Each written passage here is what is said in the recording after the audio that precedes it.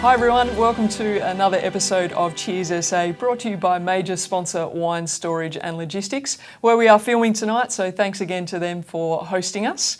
Normally, I would be joined by my dear co-host Steve Jacquier, but he's called in sick, the poor man. Not COVID, thankfully, he tells me, but something worse, according to him, the man flu. So good luck to his wife at home with that. But seriously, Jack, hope you get better soon and the sniffles go away. But we must carry on with the show. Cheers SA is out there looking for the best and finest produce and people across South Australia. And we're joined by one of those here, Will Hugo from Hugo Wines. Welcome to the show, Will. Thanks, Joan. Good to be here. Fantastic. Yep. Mate, before we get in, you brought us some lovely wines, which I can't wait to taste, and we'll have a chat about the winery. But let's have a bit of a background on you. Where did you grow up? You're obviously an Adelaide boy. Yep, Adelaide boy. Based in Adelaide and McLaren Vale as a kid. Yep. We had a small little vineyard there, so grew out and went to primary school in McLaren Vale, and then went to Woodcroft after that, and then finished my schooling at PAC. Right. And then decided I wasn't going to go straight back into the family business. So I'd worked there quite a bit straight after, well, during school as well, and said that I wanted to do a degree and sort of go off and do my own thing for a little while, and did commerce, corporate finance. Wow. And then worked at what was Prescott Securities then, finance firm, for about 5 years, and then took a role with NAB in agribusiness and did that for just under 2 years as well. Fantastic. Before the family business pulled me back. Ah, of course it does. And you mentioned their PAC, so I have word that you were quite the footballer for the PAC Old Scholars. Would that be right?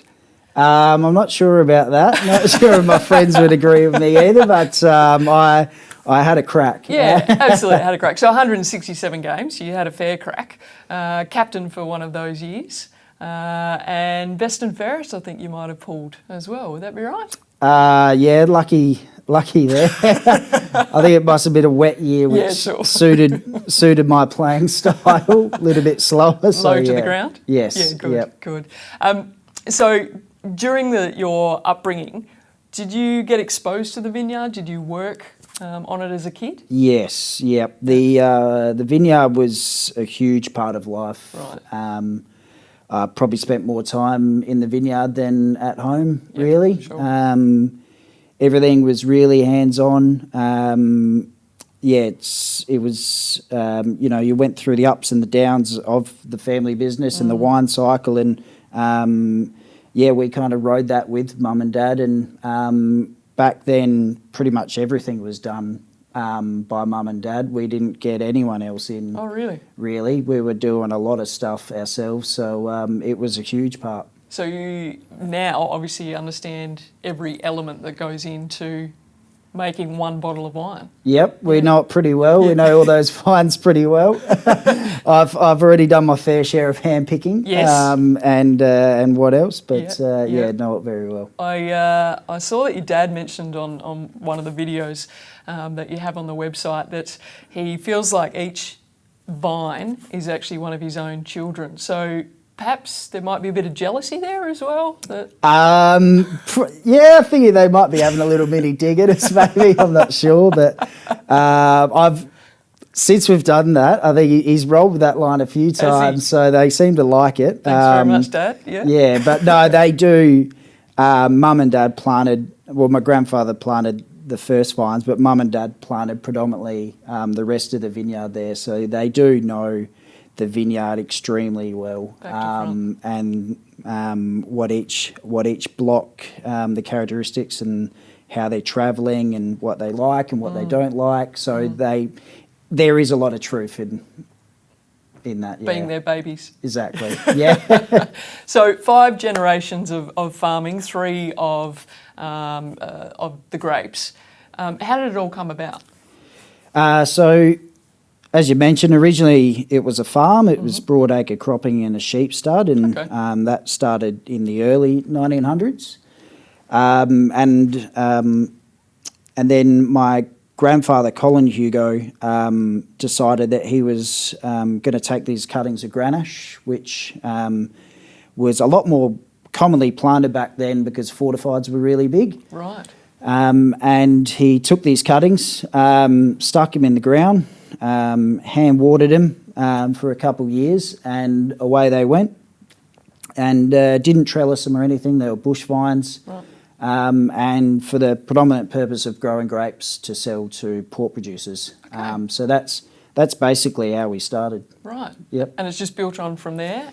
So all of the land was available at the time, or have you bought? As you've gone on? Yeah. So originally it was a little 10-acre block, which my grandfather, Colin and Gwen, sort of got cut off, and eventually did grow, but we were working with that block for quite a while. Right. So Dad then come back from school when he was about 16, and he planted the first Shiraz block in 1969. And we were still growing those grapes for other wineries. But it wasn't until the market kind of dropped away a bit as a grape grower, and we weren't really making any money from selling the grapes that the label sort of come about. And then as the label slowly grew, that was when Mum and Dad started expanding out the vineyard, and we did purchase some of the adjoining blocks back off family members. Okay. And from what was 10 acres was now about 150 acres, and at one point we got up to about 70 acres under vine. So wow. It did kind of slowly build and grow. So.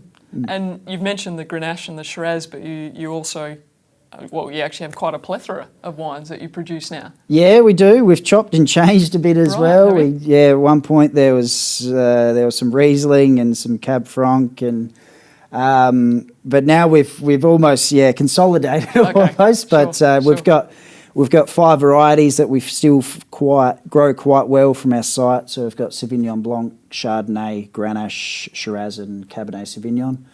And there's predominantly single sites, and again, most of those blocks Mum and Dad planted through the early 90s. So wow. They do know them quite well. Yes, indeed. Well, you've brought in a couple of wines for us tonight, so I'm looking forward to tasting. We're having a mini tasting session tonight, which I'm looking forward to. So after the break, we'll get stuck into it.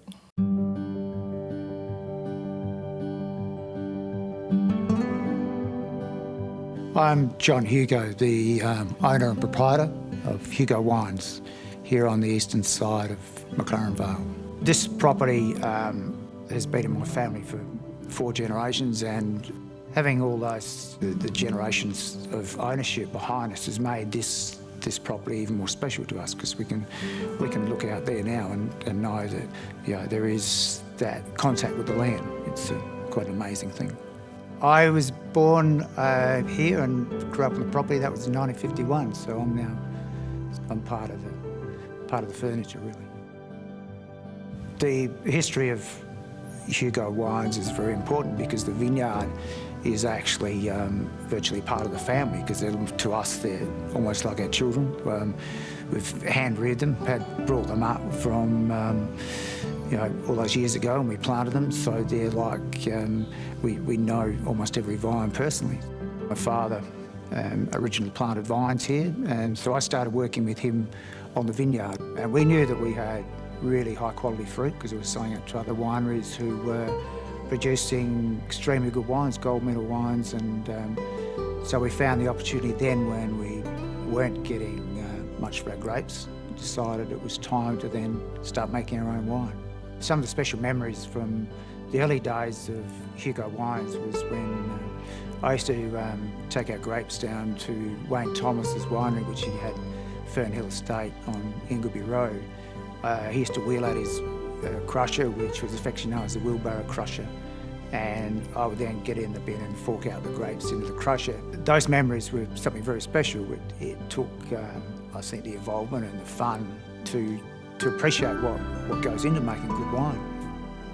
Hugo Wines has all its vineyards in this one location, makes it that very special thing that we have total control over that fruit. And now for the next generation to be taking the next step and really showing our wines to the public and making them aware of what we're doing here.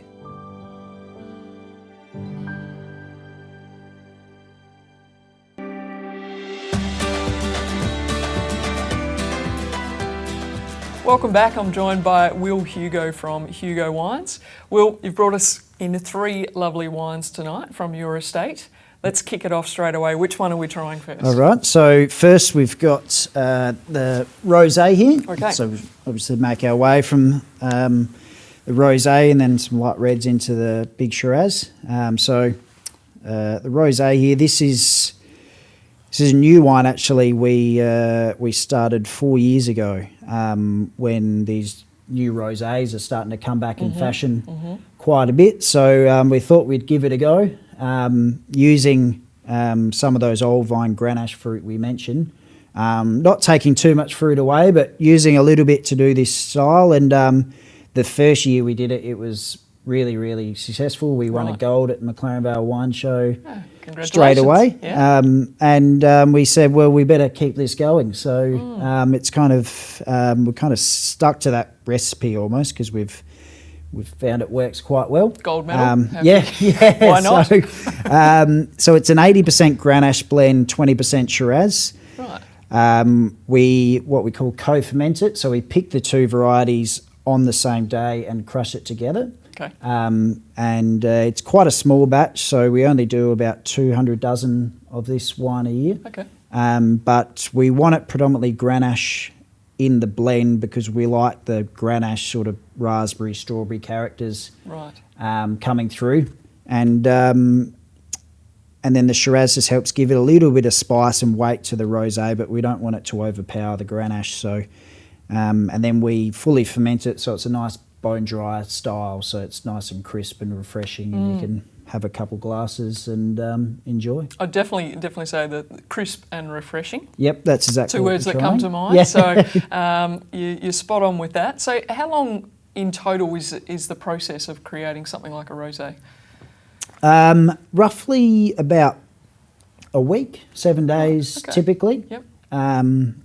If not a couple of days less. But it's in terms of from picking the vines to actually crushing to ferment it. Yes. To fully ferment, that is. And then you do typically bottle the rosé after fermenting 7 days fairly quick because you want to keep it nice and fresh. They don't cellar for a long time typically, so you're trying to get that crisp, fresh flavour bottled and then to the consumer as quickly as you can. So. And what would you pair this with when it comes to food? Personally, seafood. Okay. Yep. Yeah. Oysters, salt and pepper squid, even Thai dishes as well, or on its own. Yeah, that's right. Down the beach. Yeah. As you said, a refreshing drink. So exactly. The summer drink, I think, specialty is the rosé, isn't it? It is. It is, and it's as I said, it's getting more and more popular, and you're seeing more guys drink it as well. Okay. Yeah, we're noticing that quite a bit at Cellar. Right. So happy to drink the rosé. They Good are. on them. Good on them. So the location of the estate, my understanding is the eastern side, essentially, of the McLaren Vale wine region. Yep.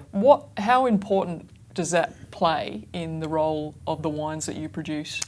It plays quite a big part. Where our vineyard is, we're sort of right in that top northeastern wedge of McLaren Vale. Okay. So we sit in between McLaren Flat and Kangarilla. Yes. And then you've got the foothills right there. We're actually one of the highest sites in McLaren Vale. We sit around 170 to 180 metres above sea level. Right. Whereas the township is roughly 80 to 90 metres, and then as you go further down, some of the vineyards which are really close to the sort of Aldenga Selix, they're sort of 40-ish, some of those. So it does gradually slope up to those foothills. Yes. So it is a little bit cooler up there, which does give us a little bit longer ripening, and and that's why we do still have some whites planted as well as the reds. So longer ripening, meaning that you harvest a bit later than everybody else in that area? Typically, but there is some variances there as well. Sure. We don't like to let the fruit sit out there too long, so if we can pick it early, we will go for that. Yeah. So sometimes we end up picking a little bit earlier than some of the other guys as well. So, but yeah. Is the soil at Hugo Wines different? Because I know it varies across McLaren Vale area. So is it different for you as well compared to other sites or sites nearby because of your location? It does vary. Even on our one site, it changes a bit. There's sections that are sort of deeper loam, but the majority of our property is loam. It's got a couple feet of loam, which has got all that rich nutrient in it. Right. And then it goes to clay. It goes to quite deep clay. So, and the clay's great for keeping the moisture in the soil. So as long as you got the moisture there, it is great for keeping it there. So it's when you get rains like we've got today, it slowly seeps through, and then hopefully we pick up some more over the coming months, and that really sets the vines up to draw on coming into the warmer months and coming into vintage. The roots go metres and metres deep, so they source that water as it gets warmer. So very interesting, all those points. So rosé, lovely drop, guys. Get onto it as well. Okay, here it's a winner. We're going to move on to the second wine that you brought in for us tonight, which is the Grenache. That's it. Yeah. Yep. Yeah. Let's go. So this is another new wine which we introduced only 2 years ago now. And again, it was a bit of an experiment coming off these old 1951 planting Grenache. And we said, again, coming back into popularity, these kind of lighter, fresher style wines. And we said, well, let's, give it a go, pick out a little parcel of fruit from the old vines there and see how we go. And it was a really small batch, the first one. I think we did about 90 dozen. And we don't give it a lot of oak, but it actually won a trophy at a wine show in Sydney. So again, it had a pretty good start for the first batch. And again, it was really popular. We sort of had to hold back on releasing it a little bit. Really?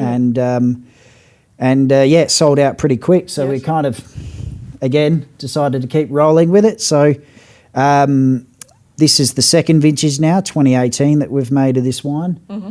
Again, pretty small parcels, so we're doing about 150 dozen of this wine a year. Because we're stretching it between the rosé and the Grenache, that old vine fruit. Sure. But it's a little bit different than the rest of our range. We pick it earlier, a lot earlier if we can. We play around with the winemaking a little bit, and we don't give it a lot of oak. So you're getting that fresh cherry, raspberry, Grenache character coming through. It's light and easy drinking, but it's got a lot of flavour and weight to it as well. So it's a little bit different. Yeah, the flavour is just powerful, packs a punch, but also lasts. Exactly. As well. Yeah, so it's one of those wines, summer or winter, you can have it. It can be enjoyed all year round. Yes. Yep. How do you know when it's the right time to pick? Do you literally, are you picking a grape off the vine and tasting it? Can you tell by that? You can. Some people just go by that. Right. That's 50% of what we use. Okay. We also do a bit of a test reading of what we call the baume, which is the fermentable sugar in the juice. Okay. Which again gives us a reading of when we make the wine, how much alcohol we're looking at.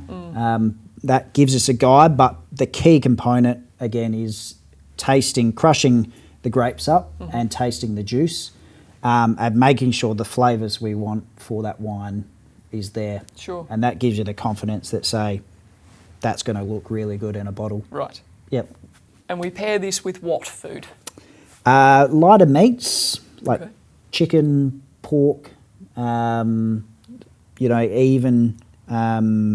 even fish if you really want. Okay. Yeah. Yep. Lovely. Good home cooked meal as well. Exactly. I'm sure. Yeah.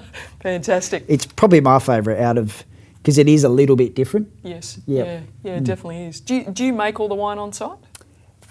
We don't. We Okay. get it done only about 3K down the road. Right. We do two different sites, the rosé at one site and then the other reds at another site, but both are done really close, so they don't have to travel too far before they Yeah. crush. It's pretty much 10, 20 minutes and they're getting crushed. So, Yeah. But yeah. they're all your own grapes? That's it. Yep. So the whole vineyard is one site. Mm-hmm. We manage the whole site ourselves. We grow the grapes. We don't buy any grapes or any juice from anywhere. It's all single vineyard, single site. So we got full control. Fantastic.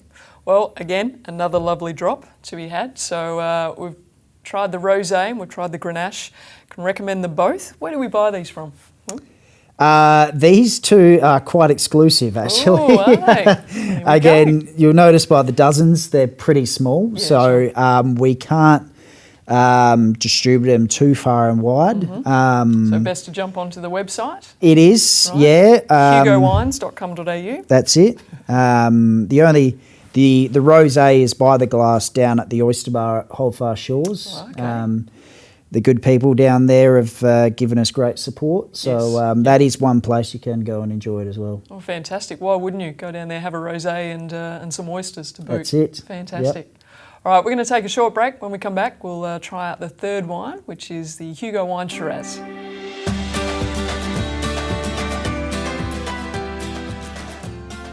Welcome back to Cheers SA.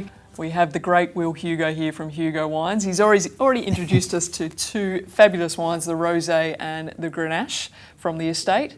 But we're on to the third one. Will, what are we up to? Yep, up to the last one, which is the Shiraz here. So Shiraz is what we are most known for Right. at the winery. Not saying that we are branching out into some other wines mentioned before, but it has always been the Shiraz that we've sort of hang the hat on. It's a bit fuller bodied, perfect for this time of year. Yes. So that was why I thought I'd bring it along. It's a fantastic drop. I've already tucked into a few already. The colour of it is quite different, really, isn't it, for the Shiraz? It's nearly got some purple tones to it. Yep. Along with the the deep red, but it's but the taste of it, the full-bodied berries. It really sits in your mouth extremely well. Yeah, we're still quite traditional with making this wine, so we like to get a decent amount of ripeness. Again, don't let it sit out there too long. Right. But we still make it traditionally, so it spends about 18 months in barrel before bottling, which is a decent amount of time. Yep. And then we'll still sit on it for at least 6 months before release, minimum, really. Wow. So you're getting a good balance. We used to probably be back through the 90s, 24 months in barrel, and we've slowly trimmed it back and introduced a bit more French oak barrels as opposed to the American ones we were using to, again, help the softness of the wine. We're trying to get that good balance of fruit and oak and still a full-bodied, but it's nice and smooth. You can drink it now, but you can also put it down for 5, 6, 7, Right. 8 years if you want as well. Yeah, So there's yeah, a bit of flexibility. Well, it is, because sometimes you just need to crack one open on a night rather than going through the cellar and thinking, oh, what should I be going for? So Yeah, good option to know that you can buy one straight off the rack and crack it open that night. Well, that's what we try to achieve. So Yeah. you're still getting, and we do a little bit of cellaring. I mean, it's 2017, so it has had a little bit of time in bottle. So. Yeah, fabulous. So the process we spoke about, the rosé, having a very small amount of time from the time that you pick it off the vine and then it ends up in the bottle. What happens with the process of the Shiraz? You've mentioned about the 18 months, but what happens from the time that you pick it off the vine? Old days, obviously, went into a barrel and we're crunching it with our feet. What's the process? What's the process now? It's a little bit different than the rosé. I mean, the ferment time isn't too dissimilar, but the difference predominantly is the rosé doesn't get a lot of time with the skin sitting with the juice. So the colour of the rosé is determined predominantly by the variety of the grapes, but also how long the skins sit with the juice. So our winemaker Renee is sitting with the press, and we're pressing the grapes really quite lightly, and she sits there with a tap and doing a constant check, and then when she's happy with the colour and the flavour there, she'll say, right, run that juice off and ferment it. Whereas to make the Shiraz, the skins are sitting the juice for a lot longer time. So, oh, really? Yep. Are some wines harder to produce than other wines? The Grenache can be a little bit more fiddly than, say, the Shiraz or the Cabernet as well. Okay. So, yep.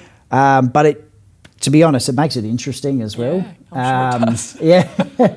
And it gets you a bit excited, and it gives a lot of round table discussion between the family and our winemaker Renee. And do we think it's ready? What's the weather doing next week? You know, all those kind of things. Who makes the ultimate decision in the end? Has he still got it? Or is Renee the boss when it comes to that? No, normally it's a bit of a mutual agreement. Oh, okay. You probably don't want to say, take the full credit, because if you stuff it up, yeah, that's right. then it's You on take the your full head. credit, So, yeah, it goes two ways. Right. But no, normally it's a bit of a mutual decision that we all kind of come about, which gives everyone a bit of confidence. Good way to run. Yeah. Good way to run. Come out to Hugo Wines, and you've given us a lovely mini tasting tonight. Is that what we can expect if we come out to Hugo Wines, which we plan on doing, by the way? Yep. Can't wait to get out there. But for those that want to go out there, what can they expect? Yeah, so we've got a cellar door, which we reopened a couple of weeks ago now, and back open every day now, 11 till 4. We've got a range of our full tasting of wines there. You're more than welcome to pop out and see us, because we'd love to see it. Fantastic. So. Do you host groups there as well? Smaller groups. Yep. We're not a huge cellar door, so it's kind of small and a little bit more intimate. Yes. So sort of groups 6 to 8, maybe 10 that we try to keep it to. We try to give the people that are visiting, you know, a bit of an experience, and they actually learn a few things about the wines. The cellar door is right where our vineyards are, so you can see the vineyards right from cellar door, so you get to understand where everything is and what goes on. So nothing's behind closed doors then? Not really. You probably see Dad drive past in the ute or in the tractor, and they're both out in the vineyard pruning at the moment, so you'll probably see him come in for lunch and Dad make a tea as well. So yeah, there isn't really too much hiding going on. The family operated business, isn't yes. it? That's fantastic. So functions and events, I know that Hugo Wines have put them on before. We're obviously in sort of a bit of territory at the moment. We're still trying to figure out what's going on. Do you hope to bring those back in the future? Yeah, that is the plan. Yep. Yeah, we love having live music and people enjoying lunches on the property, and I think we definitely will get back there. That's for sure. Yeah. We'll keep it rolling. That'd be great. Yeah. So, best thing to do to jump on your Facebook page, I guess? Yeah, follow us on Facebook. Yep. Sign up to our email database as well off the website if you want as well. Yep. We don't spam you too much. We just sort of send... Depending on how much time I've got to send our newsletter, but roughly once every 2 months-ish. Oh, wow. So, you're not not too bad. No, follow us on Facebook, follow us on Instagram, we'll keep you in the loop. That's great. The other thing I wanted to touch base with you is that you have an award-winning olive oil as well. Now, I hear it's hard to come by, but only because you have limited bottles. We do. Right. We do. So how has that come about? You have your own trees? Or? Yeah, we do. It basically come about a bit over, probably well over 15 years ago now, where there used to be a lot of wild olive trees on our property and all through McLaren Vale, and they've done a lot to cull it back now, but originally we were picking those ourselves. Okay. another one of those jobs, remember, as a kid. We used to lay these mats down. I got rock picking, so picking olives, you can't complain, I can tell you. Yeah, we used to lay these hessian mats down, and we had these sticks that went about 5-6 metres, wooden sticks, in the air, and used to just whack the trees, and they used to come down. Yeah. Sounds like fun. Yeah, it wasn't too bad. And we did a little bit of olive oil from that back then, but Mum's good friend who was right into her olives said, if you really want to make really good olive oil, then look at some of these other varieties, and they decided to plant the Verdale variety, which has proven to be really good on our property, and we've got about 200 trees there planted. Wow. And we still do pick them by hand, not too dissimilar to the sticks. Yeah. We still throw a net, but it's a little bit of a fancier net. And rather than the sticks, we've got these rakes that mechanical rakes that we drag down the trees, and we still pick it all by hand and get it pressed locally, and we boll it ourselves by hand. But again, Mum and Dad are out there doing that and getting that picking time right, and it's the sort of attention to detail that they like to show. So. Yeah, and it's extra virgin olive oil, yes, is that right? Yeah, clean first pressed. Wow. We boil it, as I said, by hand, and it's pretty small production.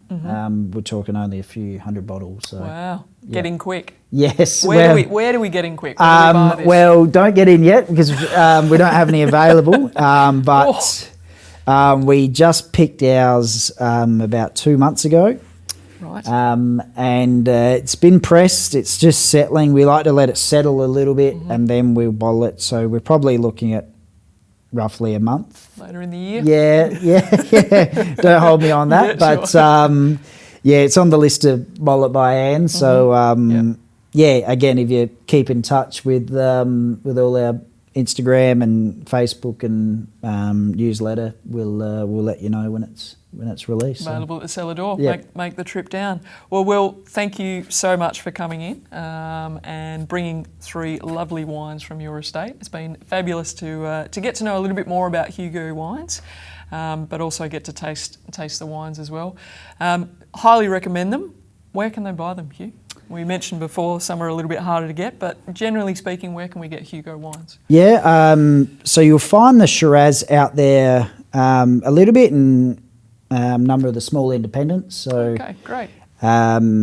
Places like East End Cellars, Hutt Street Cellars, Britannia Hotel, Sip and Save, the Blackwood Celebrations Bottle Shop. Yep. Go see Johnny there. Where else? The Highway Bottle Shop, the Feathers Bottle Shop. Yeah, okay. McLaren Vale Hotel Bottle Shop. Yep. So, number of those smaller independents. We just stocked in those and handful of restaurants as well. So. And of course online as well. Yep. HugoWines.com.au, so That's you it. can jump on there. Well, again, thank you so much for coming in. Make sure you get out to Hugo Wines to their wine tasting. Panoramic views, obviously fabulous wine, but also a fabulous family that own and operate it. So you get the real deal when you go to Hugo Wines, that's for sure. Sign up to their email and all their social media. Thanks very much again for joining us tonight. Thanks, Jan. And to everyone out there, cheers SA. Cheers.